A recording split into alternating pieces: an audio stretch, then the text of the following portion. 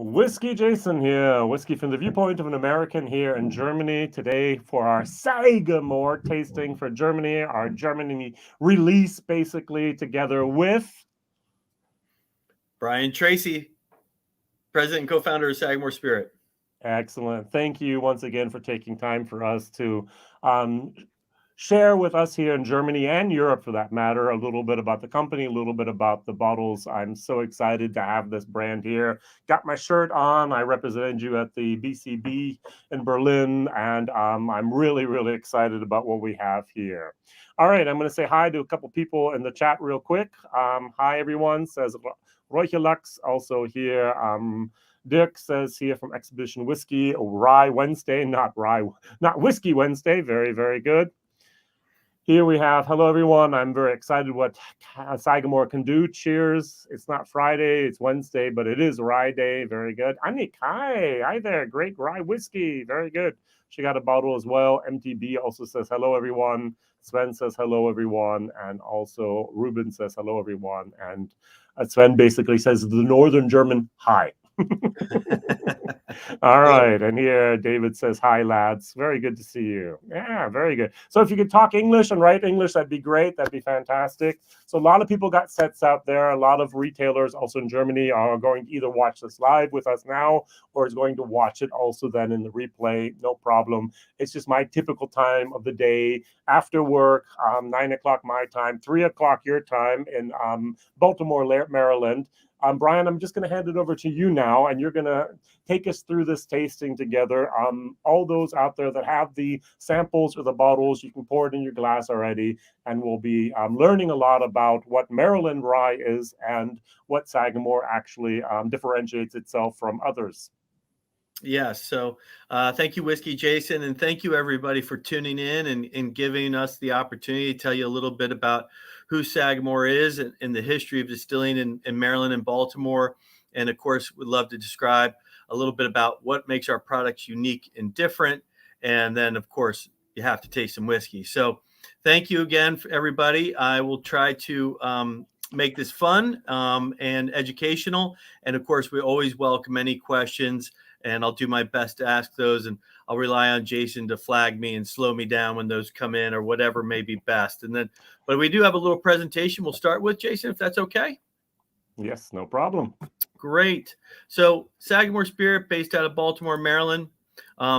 Maybe some of you folks know that there is a rich history of distilling in Maryland that goes back to the 1600s when it was predominantly rum at the time. But if you fast forward from there, eventually, we didn't want to pay our taxes and tariffs as they started to show up from on the British West Indies from the molasses and sugars that we were importing for the rum. And luckily, Baltimore is located on the Chesapeake Bay, an extension of the Atlantic Ocean, where we have a very large location for immigration, second largest site for immigration to the U.S. outside of Ellis Island. So we had a tremendous amount of folks from Poland, Germany, Scotland, Ireland, who knew how to distill grain-based type products already. We grew a lot of tobacco and we used a lot of rye as a cover crop. So instead of paying taxes and tariffs and just knowing we wanted a good dram, we ended up switching predominantly over to, if not exclusively, over to rye whiskey in the early 1700s. So we have a history of distilling that goes back, though, 140 plus years before Kentucky was even a state. And then of course, luckily, after we kind of come out of there, we do have a little issue with the British with the Revolutionary War. And tiny little thing, yeah, a little something there. When we come out of there, they decide the government's going to decide to raise taxes on the distilleries to help pay down the deficit from the Revolutionary War. And this is when families such as Jacob and Mary Beam from the Beam family, Basil Hayden, the Cecil family, those types of families started leaving Maryland for places that eventually would be called Kentucky in 1792. But, they were avoiding basically the whiskey rebellion that started the Mid-Atlantic region and went up through Pennsylvania, where distillers were rebelling against paying these higher excises tax. But we always think it's interesting that a lot of folks don't know that some of the legendary Kentucky distillers started here in Maryland.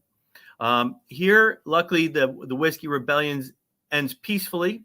Taxes do not escalate, and distilling continues to flourish in the United States.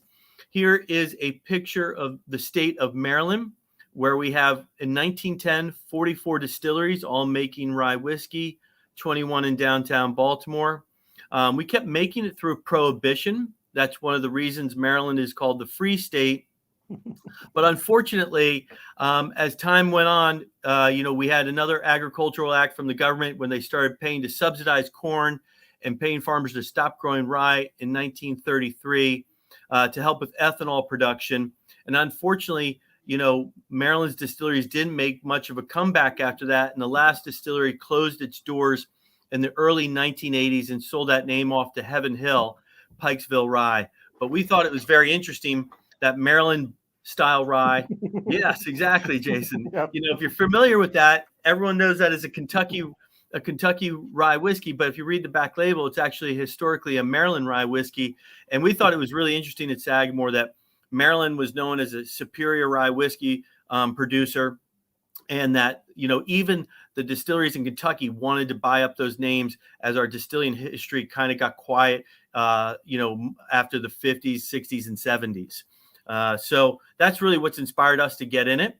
And just so you don't think I'm making it up, there's some fun articles we have that talk about Maryland. It talks about the quality of the water here imparts to the liquor a flavor it doesn't get elsewhere, and the barometric pressure being more conducive to a sound fermentation. And for that reason, Maryland gets higher prices than that of Illinois, New England, or Canada. This is one of my favorites. It talks about importing from the Sherwood Distillery just north of Baltimore, 2,000 barrels to England for medicinal purposes, because we are still distilling through Prohibition. And then it talks about to throw the hijackers off that might want to rob the train of its whiskey, tell them the whiskey's coming from Kentucky, because it wasn't considered to be as good as the Maryland whiskey, which I always thought was wonderful. And then it talks about the vessel will have to have extra guards on it to protect it from pirates while at sea. So some fun historic articles there that talk about how Maryland rye whiskey was really considered superior and very sought after. Here's a whiskey table of whiskey held within bond in 1912 in the U.S. Obviously, at this point, Kentucky is way out in front as far as the large amount of whiskey held in bond. But it doesn't always mean it was the best whiskey, if you will, although, of course, we know they all make great whiskey today. Pennsylvania coming in second, and Maryland with close to 20 million gallons of whiskey held in bond. But what's interesting is as you come out of Prohibition, you'll see that Maryland held 1/3 of the nation's supply in 1936. 110 million gallons was held in bond. And so it goes to show you that we were continuing to still make a lot of whiskey during Prohibition, which I'm always proud of the state for doing. Some historic brands that you might be familiar with: Hunter, Lanahams. We talked about Pikesville, Monticello. Here's a picture of what I would refer to as the old Majestic Distillery. And Majestic Distillery actually still exists today. It's owned by Sazerac, and they do bottling here in Baltimore still today. We also still have the Guinness Brewery, the first one to open up in 80 years and the only one in the U.S., which is on the old Seagram's and Diageo distillery place just about 8 minutes down the road, where they still blend rum and things like that, but they don't make whiskey anymore. And it's really about the Guinness Brewery now, but some great history here. And, we always talk about the original American whiskey being rye whiskey, and that's why we often refer to it as bourbon's older brother, if you will. So Love that. A little fun like that.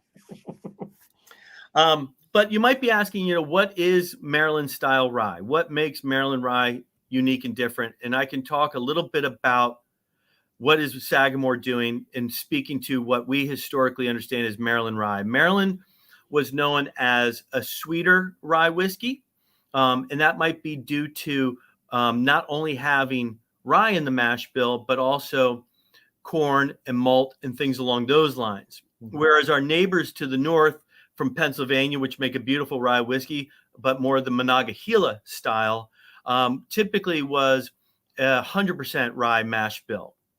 And so go back a little bit, if I may, and I apologize if this is I don't mean to offend anybody, but basic rye whiskey. So to be a rye whiskey in the U.S., our mash bill, our recipe, we do have to be at least 51% rye grain in the mash bill to be considered a rye whiskey and a straight rye whiskey. And we always want to be a straight rye whiskey here in Maryland. After that, we can add anything we want, whether it's corn, malt, wheat, whatever we'd like.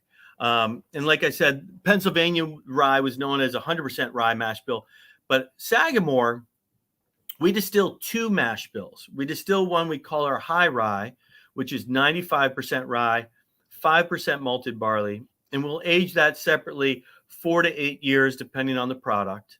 And then we also have one we call our barely legal rye because it's only 52% rye in the mash bill, so just 1% over the mandate. And then 43% corn and 5% malted barley. And we age that separately 4 to 8 years in new American charred oak barrels. And then every product that we make has a blend of those two mash bills. They come together, exactly, Jason. And the reason we do that is we like the rye spice that we associate with rye whiskey, the baking spices, the clove, the pepper, the nutmeg, the cinnamon, mint, that we get from the high rye. But the low rye brings some interesting fruit, floral, and sweet notes in with it and creates what I consider a rye whiskey with some layers, some depth, and some roundness to it versus being very one-dimensional spice. And that is our take on a Maryland rye whiskey with that balance of rye spice, sweet, and fruit and floral notes in there as well. And then we proof everything using the limestone spring water from our farm at Sagamore Farm. So a little bit about what is Maryland rye, our history of distilling, what makes our mash bills unique and different. You don't see many people blending two straight ryes into every product. It's an added layer of step that adds a layer of complexity, but we think it's worth the complexity because it shows up in the bottle as well. So enough rambling. We should deserve a good drink right now. I love to start with our straight rye whiskey, or our signature rye whiskey, if you will. This one is aged 4 to 6 years. And as some of you may or may not know, kind of give you a very transparent approach too, as we're building out our distillery here in Baltimore. I started here in 2013. And it took us about 3 to 4 years to build out our distillery and get operational. And we knew it'd be a bad business to spend 4 years building a distillery, 4+ years aging whiskey before we collected any revenue. So we did start contract distilling at MGP in Lawrenceburg, Indiana, which is known for making great rye whiskey. But we didn't do just the 95.5 you might associate with them. We did the contract, a specialty mash bill with that 52%. And everything was contract distilled, wasn't necessarily sourced. And we worked with Larry Ebersold, who was the master distiller there for 25 years and worked there for about almost 41. Yeah. And so he's still involved with the project today, still very fortunate. But we've been operational here in Baltimore since early 2017. So I'm very proud to announce that now that we do have some whiskey that's about 4.5 years old, it is now blending into this bottle. So this product. I have here the very first time I have here a blend of straight rye whiskeys. Yeah. Yep. So this is fabulous. So we just don't have MGP. We actually have MGP and Baltimore Sagamore whiskey together. And we're one of the first in Germany to get this. And I'm kind of happy. Thank you. I'm proud. Well, if it wasn't for you, Jason, I'm not sure you fought hard for that. So it was good on you.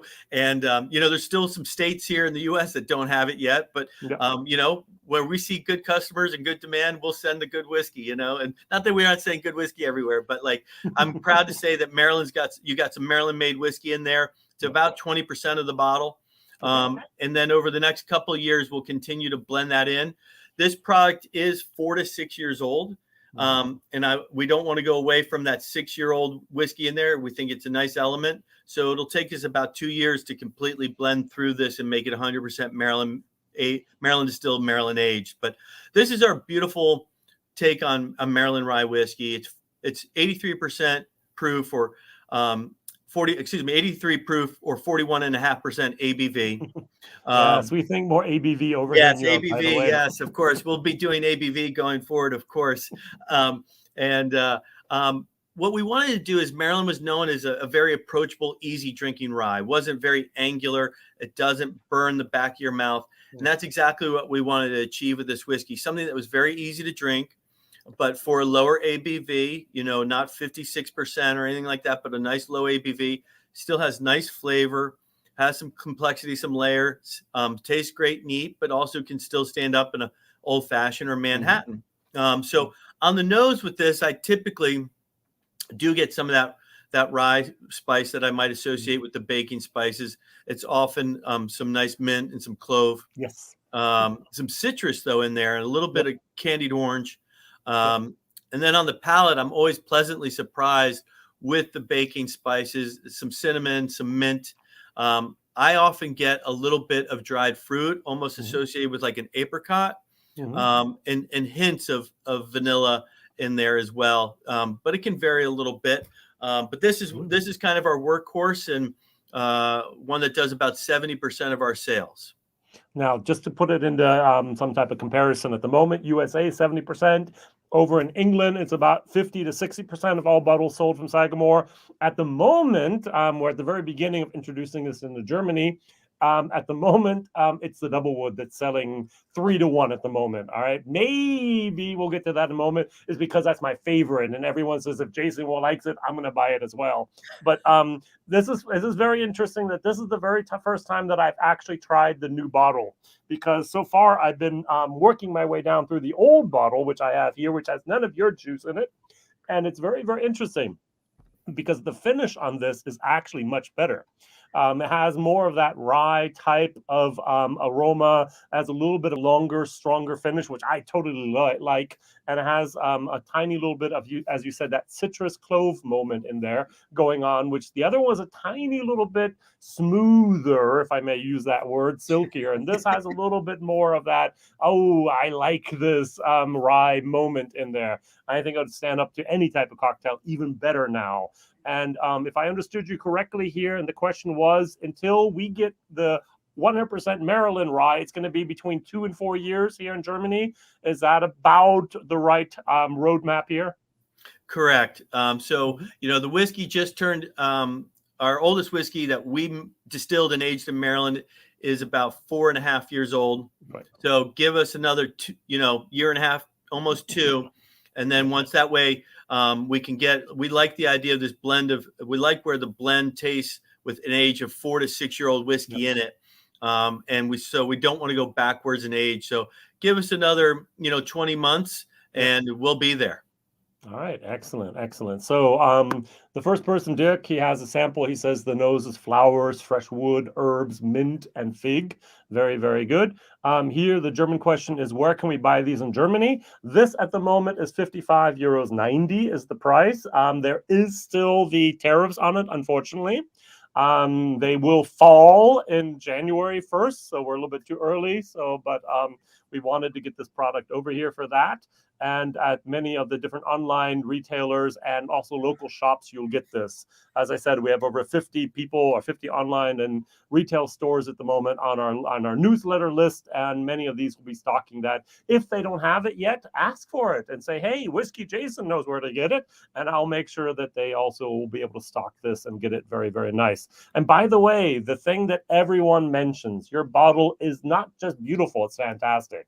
I mean, I have received so many compliments from so many people that this is just one of the best bottles of the entire industry. And not only that, you have your 3 diamonds here, and you also have on your cork even, you have the 1909 and the diamonds again. I mean, where did you not brand it? We did it. Yeah, it's all over the place, isn't it? And so just to give you a little insight on that bottle too, it is kind of a nod to the historic bottles that used to be made. We really were noticing when we were doing our homework, getting the company up and running, that glass was really a thing of art back in the 17 and 1800s. And then it kind of got boring in the 1900s, and it just, Baltimore actually had a lot of glass manufacturing here because we had so many distilleries, and a lot of them looked like they were hand blown. And we saw one particular bottle that was Walter's Rye, and it was 6-sided, embossed down the side, Baltimore, Maryland on one side, Maryland on another, and Sagamore. Beautifully done. I mean, come on. And it kind of gave us it just inspired us to say, can you create something, that kind of gives a nod to the legacy here in Maryland, and then old meets new. And then, our logo is the 3 diamonds. So we kind of made it a little bit diamond shaped like that. And then from a manufacturing standpoint, the bottle has no front or back until we put a label on it. So we're less likely to screw up on the bottling line too. Very, very good. That's one way of putting it. Yeah. There's a Japanese word for one way to do it, and that's the only way to do it. I forgot what it was, but maybe you use that system here as well. All right. Very good. All right. Should we go back to the presentation now? Sure. Good. You can continue in your flow here. All right. Thank you, everybody. So our mission statement is very simple. It's to inspire a global passion for Maryland rye whiskey. So I hear, we obviously very focused on Maryland rye whiskey. Global is a very important part. So to be speaking with a group of folks in Germany today completely warms my heart, and saying that we're starting to make a charge towards our mission. This is a big moment for us. So again, thank you for the opportunity. Well, we get our name from a farm that's 22 miles. So, oh gosh, that's a doozy for me. That's probably, okay. You just need the German. Okay, 30 kilometers. I was going to say 36 kilometers, kilometers, maybe north of Baltimore. 1.6. Yeah, and it's a beautiful farm that was started by the Vanderbilt family. It was known for thoroughbred horse racing. We still have horses on the farm, but they're more retired, and we've converted the farm more to support local agriculture for our whiskey. So we grow some of our rye on the farm. We grow 100% of our non-GMO corn on the farm. So, of course, rye has never been genetically modified, so we're very fortunate there. And we only use non-GMO corn as well. And so we grow those products on the farm. And then we also, you may have seen, like you mentioned earlier, Jason, 1909. Where does that come from? The farm was actually founded in 1925, but this little spring house was built in 1909. And if you open up the door to it, there's no floor. There's just limestone spring water coming up out of the earth. And we'll go up to the farm once to twice a week and collect that spring water. And we use it for proofing all of our whiskeys into the barrel when it comes off the still, and then out of the barrel into the bottle, if except Cask Strength, but Double Oak and Signature will use the spring water to proof the whiskeys from this spring house that was built in 1909. Here's a picture of one of our the aging barn that we have on the farm. Oh, lovely. And I like how you say barn and not rick house, not warehouse. It's a barn. It's an aging barn. We're on, we're farm people at the end of the day, so it's a barn. And this one holds about just over 2,200 barrels. We put some of our more prized whiskey here that is used 100% Sagamore grain, 100% Maryland oak, those types of products which aren't out yet. And then we have 2 more aging barns down by the distillery that between the 3 of them can hold just about a little over 63,000 barrels. All right. So it's not a small, tiny little production side. You really mean business. Well, we're gearing up for Germany. That's all, Good. And so, but to really start with it all in the importance of quality and excellence and everything that we do. If you notice, we only do one thing. We only do rye whiskey. We don't do gin, vodka, or anything else. Not that there's anything wrong with it, but we want to become very, very good at one thing, and it's rye whiskey. And so that's why it's very important for us to be growing our own grain as well and having control of everything from start to finish. And it's just like a chef working with the best meats, fish, vegetables as possible. So we work very closely with 3 farms here in Maryland. And you'll notice this tool here that has these little holes and slots and openings in it. When we receive grain from other farms, we take probes throughout the back of the truck from at least 12 to 14 different areas that take layers of the grain from top to bottom all the way in, and we bring it into our lab and we spend over an hour analyzing it. We look for how, if there's any off notes, off flavors, we heat it up. We look for moisture content. We look to see how clean it is, things along those lines, because we won't accept it if it doesn't meet our standards. So really it does start very much with the grain we receive. And if it doesn't meet our quality, we will reject the load. But that's one of the reasons we started doing more and more here in Maryland, so we could control it more. We noticed occasionally we have rejected 2 or 3 trucks when they didn't come from Maryland, you know, and it's an odd conversation to have with a trucker who just spent 2 days driving to you to say you're going home with that grain. But, you know, we won't take it if it doesn't meet our standards. So it's great working with the farmers. We work with 3 farms in Maryland. We bought silos on their farm. We hold them to a quality standard, but not a yield per acre. We agree upon a price that works well for them as well as us. By removing the middleman, they can actually make money on it. Before, they only got money if it was tilled into the earth and used as a cover crop from the government. It's one of the few uninsurable crops there is. So we share the risk with them we buy the seed up front, and we'll take that out-of-pocket expense. So we'll share the risk with them in a true shared value partnership, and something we scale up. We started year 1 about 4 years ago with 50,000 pounds. Which is nothing, right? I mean, you can go through that in not even a week, right? That's correct. And then this year we harvested a little around 1 million pounds, which is still only it's still less than a third of what we use. Yeah. But we're scaling up with quality in mind. We work at the University of Maryland Department of Agriculture, growing 5 different varietals and understanding the yields and flavor notes that each rye strand can put out and varietal can put out, and just trying to learn as much about rye whiskey as possible. Fantastic. So this one's one of Jason's, as he mentioned, and maybe one of Germany's favorites, just maybe a more sophisticated palate there. This is our Double Oak, which is a beautiful whiskey, has beautiful color on it. So we will take we'll take our original blend of 2 straight ryes aged separately in American oak barrels, and we'll go ahead and we will age them for 5 years. And after aging them for 5 years, we'll go ahead and we'll put them back into another new American oak barrel. And this time, we cut grooves down the inside of the staves. Creates about 25% more surface area for the whiskey and the wood to interact with. And then instead of doing a heavy char and burning that off, we just toast it. And we do 18 more months in there. So it ends up being about 6.5 years old when it comes out, 96.6 proof, or 48.3% ABV. Thank you. I think the color on this is spectacular. It's like this beautiful copper. The mouthfeel on it is really interesting. Some beautiful oils. It has this very nice, interesting toasted oakiness, a little bit of smoke and sweetness in there. The mouth, because we've gone up in ABVs, has a nice baking spice up front. Christmas in a bottle. Yes. I'm sorry, everyone in Germany. Christmas in a bottle, okay? I mean, very quickly, for all the people in Germany, we don't understand that anytime we have the word straight on the bottle in America, and if it's bourbon or rye, never do we add color. All right?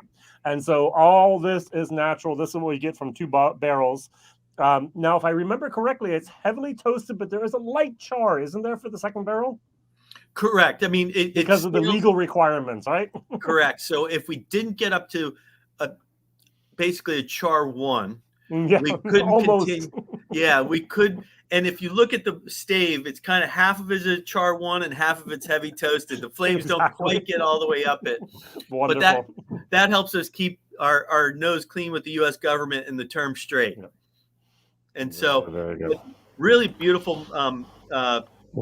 Just like you said, I think Christmas in a bottle has kind of got this nice toasted oakiness, some beautiful baking spices, a little toasted macaroon, coconut, a little bit of toasted marshmallow. So this one's fun and unique and different. You see a lot of multi-casks scotches, of course. Yep. You see some bourbons. You just don't see many Ryes. ryes. Yeah. Exactly.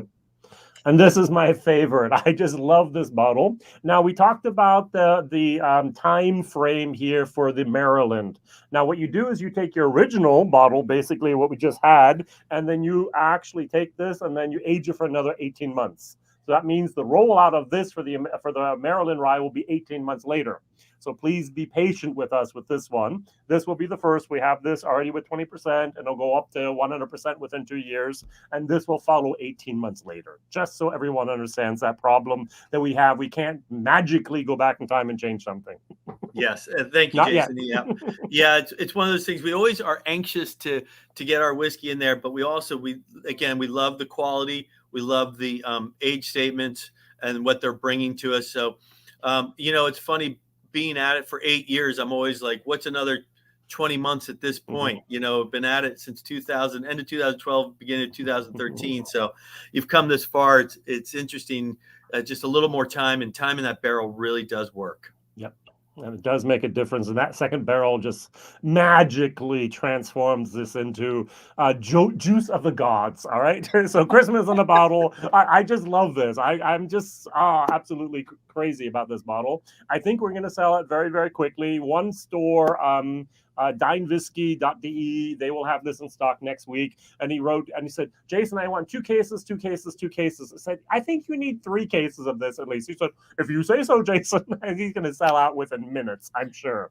All right. So, someone says this is a new year in a glass for him. All right, Norbert, thank you very much. For me, it's more of my Christmas cake and so on. Here we have the barrel char, a little bit of coconut, the great rye nose, the mint, the fantastic herbs, full, heavy. This is just fantastic. All right, good. Should we go back to the slides? Sure. Thank you. Yeah, you're welcome. I thank you. So very good. 48.3%. Good stuff here. So just to kind of give you a little bit of, and I apologize, I need to get better about my conversions of gallons and pounds and to the metric system. I'm embarrassed. But behind the distillery, we have 3 silos. Each one holds about 90,000 pounds worth of grain. Yep. We use a roller mill. And then, of course, once we go through a roller mill, we'll go through our weigh bins and scale bins.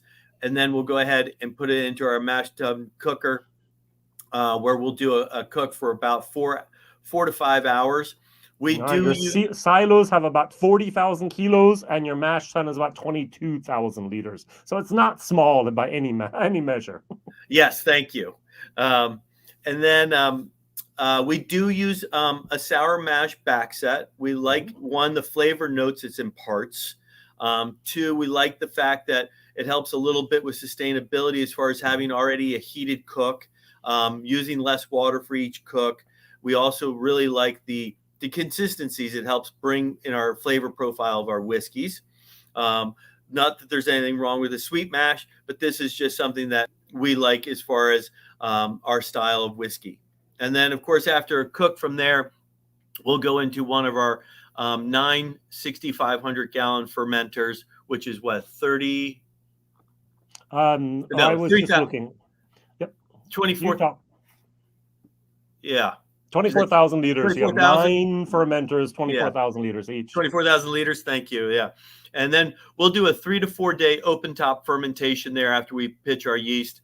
And then from there, we'll go into our beer well. And we have a column still, a beer column still we use from Vendome, who we know makes some great stills and has been at it. Vendome is the Foresights of America. They are the Rolls-Royce, the Mercedes. If you're going to have anything made out of copper in America, Vendome is the place to go, all right?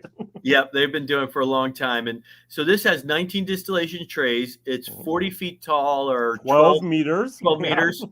And so as it goes through these distillation trays, obviously we're hitting it with a tremendous amount of steam, around 212 Fahrenheit. That one I'll have to leave for you. 100 degrees Celsius. Thank you. And so obviously heating up alcohol and water evaporates at a different temperature than alcohol, stripping out that water, stripping out the grain, going through our condensers. And we do what we call a triple distillation. So once we go through the column still once, We'll go up through our condensers. We'll go through our low wine box, and then we'll go through our doubler number one. A doubler or a thumper is similar to a small little pot still, if you will. It's 350 gallons. This gives us a chance to raise the ABV again. So the first run, we might be somewhere around 125 or 62.5% ABV. And then from there, we like to continue up to about 65%, 65% ABV on the final run. We usually stick between 65, 67% ABV in that type of final run. And we'll go through two different doublers. So we'll go through the column still, doubler number one, condenser, low wine, high wine, doubler number two, higher wine, and then it goes over to the processing building where we'll go ahead, weigh it, gauge it, and proof it, and then we'll do a barrel entry proof of 120 or 60% ABV into a new American charred oak barrel, typically a char number 3. Good. Now, I've never ever seen anyone using two doublers before. Is that something just my ignorance, or is that something very specific and very special for Sagamore? We think it's something very unique and very special to Sagamore. I have never seen it either. No. Okay. It is to kind of take a little bit of it was an informative kind of play based off of what you see Irish and Scotch whiskeys doing, as well as Maryland used to be known for 3-chamber stills. Ah, yes, thank you. And so, as you may know, Leopold Brothers has redone that and done an amazing job of bringing back what was a famous type of still. I do believe 3-chamber stills, as cool as that history is, there's some inefficiencies there. So we tried to put a modern day efficiency spin on it, if you will. All right, just once again, just for us to understand how big this thing is. 12 meters high, 60 centimeters in diameter. You have the 19 plates in there, and then you go through the first doubler and then the second doubler. Now, 67% in America, you're not allowed to go too high when you distill something with a bourbon or rye, so we have to keep it under that. Was it 68%, or what was it again? Actually, yeah, you know what? Now that I think about it, you really should. Well, you should not go above 140, 160 proof or 80% ABV. Yeah, exactly. Otherwise, it starts approaching the neutral grain spirit territory. But as I mentioned, we tend to hang around the 67%, where we can still catch a lot of those conagers and so forth, and the flavor notes we want. We don't want to distill those out. Yeah. Thank you, because that's where the flavor is. That's where that actually in the wood and the barrel is where that actually turns into that goodness that we have at this moment. So we have in total 3 bottles that have made it to Germany. Those are your standard range, which are also all over basically the US, not all the states yet, but a lot of different places. UK, Germany, and also in Asia is basically your focus for the next year or so with Sagamore. But there are limited bottlings that we are not going to get just yet. I'm going to mention the bottle and bond. Now, if you're in Maryland, if you're in Baltimore, go by the distillery, pick up your bottle and bond, bring it back to Germany, and everyone's going to be happy. But at the moment, we're going to have to wait a year or two before we see something, and we're going to wait for that maybe 6 years to actually be reached before we get to have that beautiful product here as well. So first of all, just these 3 bottles, right? Yes, correct. And it's as you know, we're just now entering our age of whiskey. There is I would say if you were in Baltimore and you came this week, you could probably get a bottle of bond. After next week, probably not. Right. But one of the reasons we're doing that is we are holding it back. It was a 4-year-old bottle and bond, as we know. That's the minimum requirement. But we want to go ahead and get it to probably, we think, upwards of a 6, maybe 7-year-old. So holding back now, and I appreciate everyone's patience, it will allow us next year to have a 5-year-old, and then obviously a 6, and then we'll decide if it needs to go any higher than that. So allowing us to just do small releases to just as a thank you and let you know that we are getting there. But the more we kind of hold back, the more age we can get behind it for larger releases down the road. So and so we do have the bottled and bond. And when we do have some limited reserve releases right now, currently in the US, we have an 8-year-old. And then in the spring, we'll have our rye finished in some rum casks, and then next fall we'll have our rye finished in some sherry casks. And I don't know why you wouldn't be able to get your hands on those if that's of interest to you, Jason. Of course it is, Brian. Of course it is. Yes, yes, yes. I feel like I owe you that. That's the least I can do for you. And that would be great if we could have a BCB next year, Who knows? Yeah. Yes. All right. Yes, we'll figure that out. We'll make sure of it. So, Yep. some pictures of our distillery, kind of get at night, a little bit of. Beautiful. This is the distillery in front of us. To the right is the building where we do all the bottling and barreling, and we have our visitor center in there as well. A closer view of, you can see the column still here, Yep.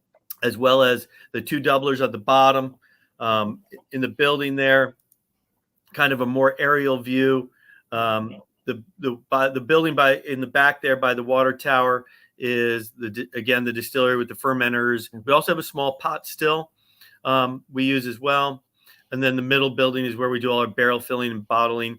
And then we also have a visitor center and a tasting room and a cocktail lounge. And then the left building with the gray roof is our restaurant. Wow. And this is our little guy. The big still is named Penny. Mm-hmm. We can make 15 53-gallon barrels every 8 hours off of that. This one is a 250-gallon pot still batch system. So we can do about a half a barrel every 8 hours. It's kind of a pilot system, or I also refer to it as our spice rack. Excellent. I like that. So good. One of our last and by no means least is our Cask Strength, which is kind of just a nod, a big, bold, high ABV version of the very first one you tried tonight. Mm-hmm. So we do put a little bit more age on this. The first one was 4 to 6 of our straight rye. The Cask Strength, though, is 4 to 7. And, of course, hangs around typically around 56, 57% ABV. Yep. But I think, again, what I always find and seems to be some consistent feedback is this one has a very beautiful, a lot more of that baking spice pepper up front, black pepper, white pepper, but you get some nice dark chocolate malt malty undertones, some nice caramel in it as well. But I think people are always pleasantly surprised at the drinkability of something with this high ABV. It's great adding some water. It's great to do that as well. If you want to cut it, it becomes another expression, which is fabulous. But for high ABV, I think people always expect it to kind of burn your throat, but it's fairly palatable for this high ABV. And that, again, I attribute that to the 2 mash bills that we have. This is also now still just not from Maryland at the moment. The next batch probably will be. The only batch that we have from Maryland juice at the moment is the Signature Rye. So please buy that. Maybe buy a bottle, save one. Buy another bottle with 50%, buy another with maybe 70, 80, buy the last with 100 and compare them in 2 or 3 or so years. That's going to be a great thing. And you can do the same with the other bottles as well. This is over in Germany. We're at 79 euros and 90 cents. And I think I forgot to mention that we're at 77 euros for the double wood. So both of these are just beautiful, beautiful products at a fairly good price, I'm going to say here. All right. Yeah. So, that's, I at this point welcome any questions, but and again, thank you everybody for your time and interest and support and so forth. It's been an amazing experience to come here and work with you, Jason, and I'm very, very excited about getting into Germany and very, very excited about getting rid of these tariffs and getting that savings onto you all. Yeah. That's going to be very, very nice. And I just love the fact that we have the product already. It's here. We have 600 bottles in total, that we have the palette here with the 3 different things, about a third, and third. And I'm just going to say, hurry up and buy some double wood. Is going to go quickly. And then probably our Cask Strength. I'm going to just use the words here from Dirk from Expedition Whiskey. I'm home. Cask Strength. Yummy. All right. So we just mentioned this a second ago, but I can add this again here. This is between the 4 and 7 years of age, and the signature rye is here between 4 and 6. So it's a tiny little bit older than the cask strength, right? Yes. Yep. Just a little bit. And Jason, I would think, depending on how quickly you reorder double oak, but definitely the next order with cask will be with Maryland in it. Everything we're kind of doing and going forward when we can always starts blending in our stuff. So, again, we're excited, and it'll take a little longer to get cask to be 100% ours. Again, we like that 7-year-old in there. So that'll take a little closer to 2.5 years to get us there. Right. Now, I think it's just exciting that we are actually at the very forefront of this transition. So you are very transparent. Even the bottle, it says here, distilled in Indiana. You're not hiding anything. You decided not to do gin. You decided not to do vodka. You decided to do whiskey. You had the great experts in there helping you, guiding you, and coaching you along the way. And now when you're having your own whiskey that's matured enough and you're saying, hey, not too quickly, we're going to have the good stuff, we're going to wait for the 6 years here, I must commend you for doing that, I think, in the correct manner. You've experimented with some very limited additions that have been very, very interesting. One was vermouth, I think, wasn't it? One was cognac. You had a couple different things there. Very, very interesting. All locally, very, very limited release, but you're experimenting, you're trying different things out there, and I'm really, really excited about what's going to happen in the future here with Sagamore, and I'm very proud to be part of this over here in Europe and specifically here for Germany. It's going to be a very interesting next couple of years with you guys together. Yeah, no, we're very excited as well about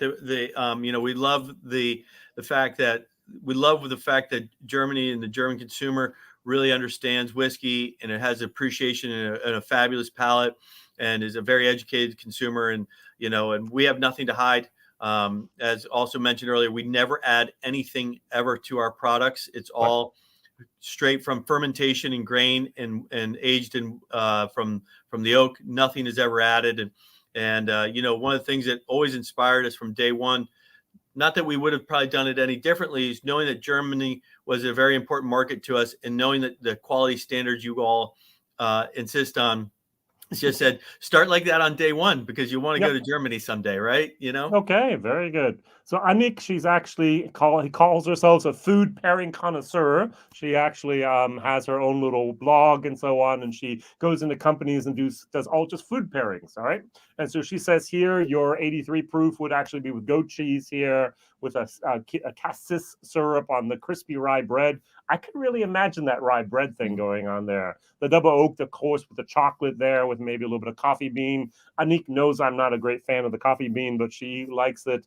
And the cask strength, she'd go for the hickory smoked ham glazed barbecue ribs. I'm getting hungry. What about you? I mean, come on. That sounds amazing. I think absolutely nailed it. Absolutely nailed it. I couldn't agree with more. And I am now hungry. Yeah, it's almost supper time for you over there. It's time for us to almost go to bed over here. So if there's any more questions, they can be asked in German or English. I'll be able to translate. Don't worry. Please ask now. We have Brian here for this one time only.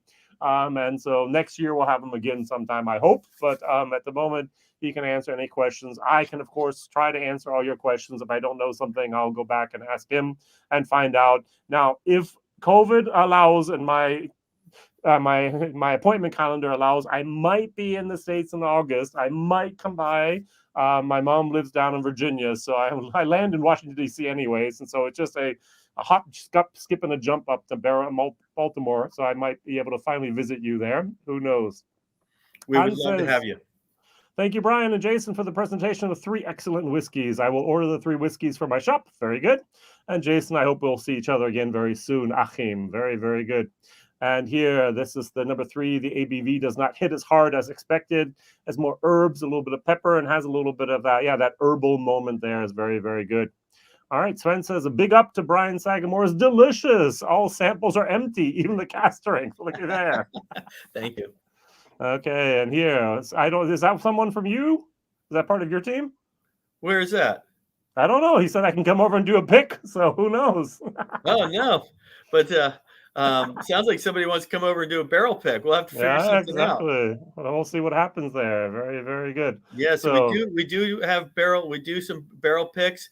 55% ABV. Next year will be 7-year-old rye whiskey. okay. So I'm just drinking a drink with it. Samuel Adam is fine. All right, very good. Now, this was something we did not talk about, but we talked about all the expressions being natural color. Now, are they all non-chilled filtered? That is something that we like to talk about in Germany a lot more. The cask strength, I'm sure, right? Of course, we have. It's a really good question. What we experience is when it comes to anything 50% ABV and higher, absolutely we'd never. The low 41.5% ABV does go through a filtration process, a chill filtration process. Yep. And we use a plate and frame filter. We tried to do as minimal as we can. We really very, very minimal, just enough to make sure you don't have too many unwanted cloud balls in there. And then the double oak also goes through an incredibly short. We really actually don't even chill it that much. It's it's like a flash chill, okay, and a short short filtration. But just because it is sitting a little bit below that 50% ABV to avoid what we refer to as flocking. Right.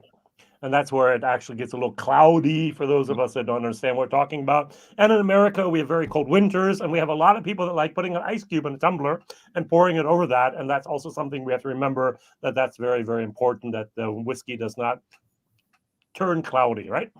Yes, yeah, and a lot of times it can look even though there's nothing wrong with it, to the consumer, it can look unpleasant on the shelf and be discouraging when they say, what is all that stuff inside that bottle? It looks weird. And so that's part of the whiskey education. We have run a lot of triangular evaluations in our lab, and we have found, we've run, on the low 41.5% ABV, we've run filtration and non-filtration, and we have a very conclusive, at least evidence here from the sensory team, that they can't really tell too much of a difference at all. We're pleasantly surprised with our technique that we're using. However, we do eliminate the flocking, which is important to us. Okay.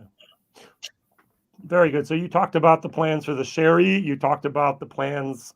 Are there any plans for any red wine casks or some wine barrel choices for the finishings? Maybe just locally for the States or for Maryland? Not anytime soon. We did in the past, we had, not necessarily red wine. We had a port finish, and we've done cognac. We've done muscatel. We did a vintners, which was a blend of Shiraz, sherry, and cab barrels. Right. That was one of my favorites. But I don't have anything lying in any wine barrels at this time, for the most part. Okay. Just very, very quickly, I'll share my screen here and show the website, your website, by the way. So we have here the 3 bottles that we have in Germany, our signature, our cask strength, and our double oak here. And then you also have, at least in the States, your bottled bond. You have your 8-year-old, and then you have your barley wine cask, rye finish whiskey, which I've not heard about. Interesting. You also have your tequila finish. I think that's all gone, isn't it? And you have the ale cask, and you have that so-called Manhattan finish as well. And you've been experimenting with some other things, since that's very, very exciting. Yeah, so we'll occasionally team up with a brewery, and they'll age their beer in our freshly dumped rye barrels. Then they'll send those barrels back, and then we'll finish in their barrels. So that's how you get the ale casks and the barley wine. And it's been fun to do those collaborations with them. And then the Manhattan finish, which we will bring back, I think slated for maybe fall 2023, which was originally we took a 4-year-old, 9-month-old rye whiskey, and we sourced cherry brandy barrels, vermouth barrels, and bitter barrels. And we finished in each one of those for almost 2 years. Wow. And so, over just about 6 years old or so, and then deconstructed the flavor notes you would get from a Manhattan cocktail, but it was 51.5% ABV. It was not a bottled cocktail. It was very much a rye whiskey that had complementary notes of a Manhattan, a little bit of bright cherry an herbaceousness, like herbs, baking spice. So it had complements of that, but you were very much drinking a rye whiskey at the end of the day. One of the reasons we kept it at the higher ABV of 51.5%. Great. I'm going to stop this, or we're going to end now with the statement from Marco here over in Germany. He says, Sagamore, my new rye favorite. What else can we say? Come on. Well done. Well done. Brian, thank you very much for your time. You have a next appointment real soon, so we're going to get off this call here, and I'm just going to invite everyone who needs a bottle, contact me personally, WhiskyJason@gmail.com. I will be able to provide that with an address of an online retailer, with a brick and mortar store, or also you can actually get them from me as well. There is the Signature Rye here for $55.90. There's the Cask Strength for $79.90, and there is the Double Oak over here in Germany for $77.90. When they're out, they're out. We're going to order more, but that's going to be next year. So that's that. Thank you very much for being here. All the best. Brian, the last words are yours. Thank you, Jason, for setting this up. Thank you for always being a great partner and representation of the brand. And thank you, everybody, for tuning in and giving us the opportunity, and appreciate the feedback. And hopefully someday we'll get a chance to see you here at the distillery in Baltimore, Maryland. Until then, have a great holiday season, and please be safe. Thank you. All the best. Bye-bye. Thank you.